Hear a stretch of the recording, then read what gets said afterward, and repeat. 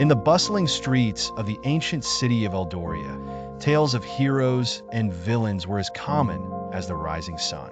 Yet unknown to many, there wandered a young man named Kael, who bore the burden of an unspeakable secret.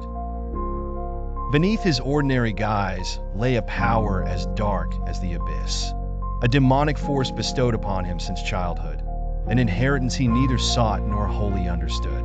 Kael's parents, torn between love and fear, had tried to cleanse him of this dark gift.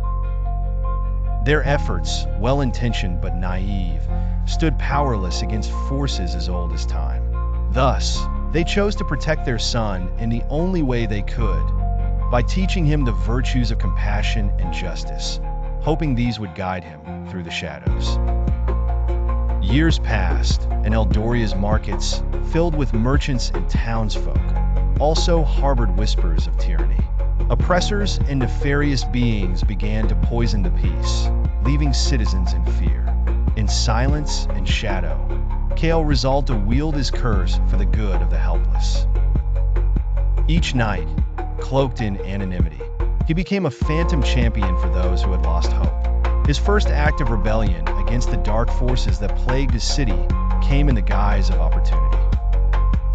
A local baron, known for his maliciousness, had incarcerated a young blacksmith unjustly, claiming false debts. Under the veil of night, Kael found the baron's manor, a structure that loomed with the arrogance of its master. He embraced the demon within, letting its power flood his veins, a transformation both frightening and intoxicating. Entering the baron's chambers, he dispatched the guards with an ease that should have frightened him. Yet Kael was calm, resolute. His actions were not guided by the darkness he wielded, but by the righteousness that enlightened his path.